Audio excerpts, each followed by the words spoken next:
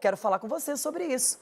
Dedê, você já começou a falar sobre o Gabigol aqui, já externou a opinião de que nem tudo é pró-Gabigol, né? Eu tava falando que o Gabigol ele nunca tem culpa de nada, né?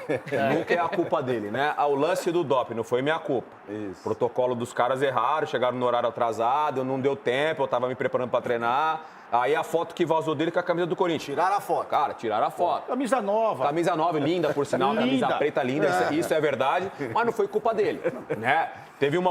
Aí o Felipe Luiz, que comprou a briga do Gabigol. A verdade é essa, ele compra a briga do Gabigol, tenta resgatar o Gabigol. Que loucura. E aí, pelo que a gente acompanhou de ontem pra hoje, que foi divulgado aí, que ele dentro do vestiário, ele discutiu com o Felipe Luiz.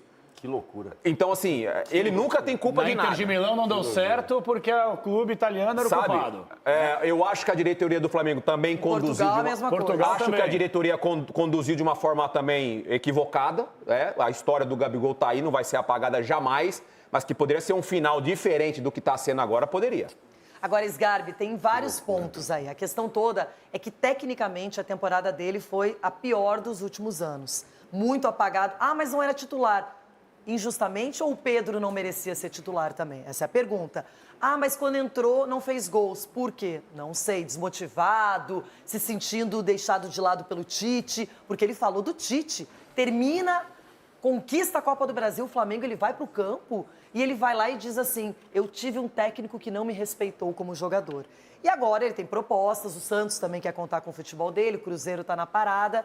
E ele disse que hoje, já que ele foi afastado por uma indisciplina, que ele vai para a arquibancada e pronto. E provavelmente não foi culpa dele também. Então, para mim são 2 pontos. Se ele realmente falou isso pro Felipe Luiz, que aí é uma especulação, né? Uma informação que trouxeram, aí é um erro gigantesco. O Gabriel tá totalmente errado de falar assim com um treinador e um cara que apostou nele. Concordo Dizem totalmente. que ele não se conformou de ser substituído pelo Bruno Henrique. Essa é a informação que eu tenho. E que foi uma excelente substituição, porque o gol do Flamengo sai de um passe do Bruno Henrique, que entrou... pedia isso. Exatamente, perfeito. Felipe Luiz acertou muito.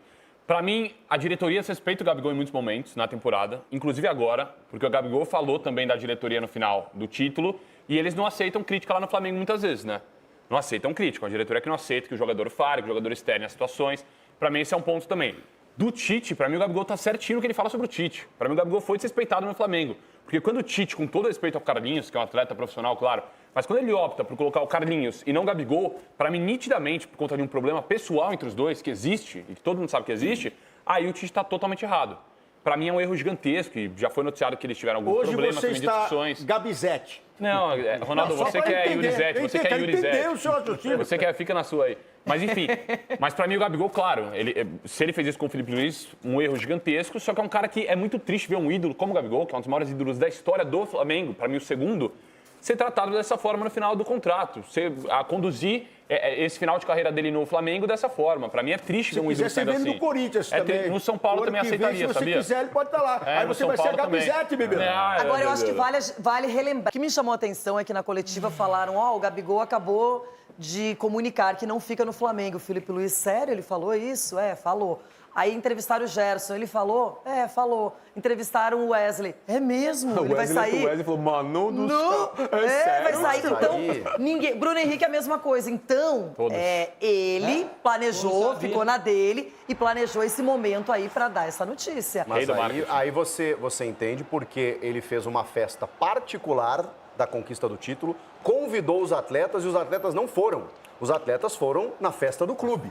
Aí você entende por que Gabriel, terminando o jogo, ao dar o banho tradicional de gelo no treinador, diz ele que se... e não vai lá cumprimentar o treinador que resgatou ele na reta final. Eu discordo frontalmente e amavelmente do nosso Juvena, porque se na final... Isso é raro, hein? Se na final o tempo inocenta o Gabigol na disputa com o Tite, foi o que todo mundo disse, vejam só, olha só, o Tite não botava ele para jogar, ele resolve. Talvez agora o tempo esteja inocentando, ou na verdade não inocentando ninguém, mas na verdade entendendo que se o Tite não botava o Gabigol, Juvena, não era só porque o Tite tinha um problema com o Gabigol. Não era só por isso. Você imagina que o comportamento interno do Gabriel, que não foi com o Felipe Luiz, que era amigo dele, jogador dele, que vira técnico dele, não foi adequado, você imagina com o Tite. E eu sempre disse aqui, Gabigol não está jogando, não é só por uma escolha do treinador, tem a anuência da direção. Então houve um conflito que agora... veio tudo pra fora, por conta do jogador que soltou no ventilador. Discordo depois frontalmente do Chico também agora. Frontalmente. Não, porque o Tite ficou muito nítido o que ele fez de errado. Mas internamente. Tem um recadinho fez isso ali, por quê? rapidinho. Eu vou dar um recadinho, mas você vai. Já guarda essa réplica ou tréplica, o que seja, não é? Porque tá bom, tô gostando. Seu rabo preso com ninguém, graças a Deus. E eu vou continuar com essa minha avaliação baseado em que o Sgar me perguntou no YouTube. Baseado em todos os acontecimentos da passagem do Gabigol pelo Flamengo. Ele tem uma tatuagem aqui, o predestinado. Pra mim é premeditado. Meu Jesus. Premeditado. Porque tudo que ele vem fazendo, e aí, ô Dedê, eu vou concordar até com o que a gente estava debatendo fora do ar. Eu acho que ele já foi de caso pensado, depois do título da Copa do Brasil, começou a espinafrar todo mundo. E é um sujeito, na minha avaliação, com caráter duvidoso. Eu, pelo menos, penso dessa forma. E outra coisa, o custo-benefício do Gabigol, para quem o contratar, tá viajando as ideias. 4 anos de contrato, com 3 milhões de reais por mês. Para um cara que acha que tem o rei na barriga, esse sujeito não merece uma oportunidade desse tamanho. Eu penso assim. Eu não acho que é uma comparação super igual ou justa, mas eu vou fazer mesmo assim. Há poucos dias, nós vimos o Marcelo, ídolo da história do Fluminense, colocar a mão no técnico, o técnico afasta ele que entraria em campo e no outro dia, a diretoria do Fluminense se reúne com o jogador, com seus procuradores e acabou o contrato, rescisão.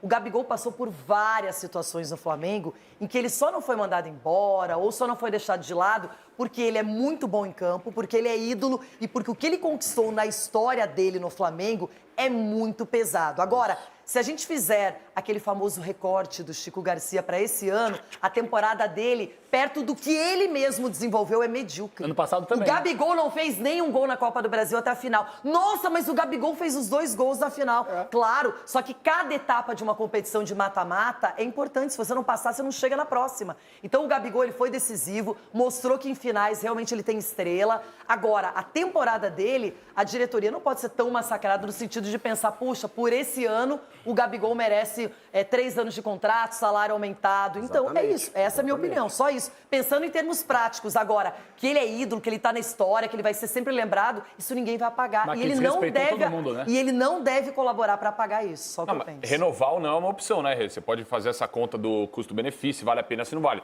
Só que a forma que está sendo conduzida essa saída do Gabigol, segundo o maior ídolo da história... por causa dele. Não é só por causa dele. Ele tá criando isso. Não é só por causa dele. Não é só por causa dele. Um treinador que desrespeitava ele nitidamente, não E colocava ele mais em campo. desrespeitou o treinador antes lá. o Gabigol- caminhão de som. Ah, em levando o 2019. treinador pra aquele O lugar. Gabigol desrespeitou o clube, o Gabigol Deus. desrespeitou a torcida, o Gabigol desrespeitou a camisa a ponto de perder a camisa 10. Ele desrespeitou absolutamente todo mundo. Exato. Mas há quem pense que o Mas não Gabigol pode é a vítima da desrespeitar o história. Gabigol, Pelo amor de Deus. exato. Não Tá pode bom. tocar no Gabigol. Quantos títulos deu pro Flamengo? Mas sozinho, futebol individual é coletivo. Não, mas naquela final Aí de pode fazer Libertadores... tudo, aí foi- pode fazer tudo o que Eu não quiser. tô falando que pode fazer tudo, só que o jeito que você entendi. fala, o Gabigol é mais um. Não é mais um. Ah, então você trata Não é o Gabigol mais um. dessa forma, 2 anos fazendo o que ele faz, desrespeitando a instituição, a torcida, a camisa, o clube, e tá tudo certo. A Renata E quer metendo falar. 2 gols numa final. A Renata Não, quer não, falar. não. É que o Gabigol, todo mundo, pelo menos, estava acreditando que o acerto com o Cruzeiro já era sacramentado, e pode ser, é uma hipótese muito forte, mas tem mais gente na briga para contar com o futebol do Gabigol.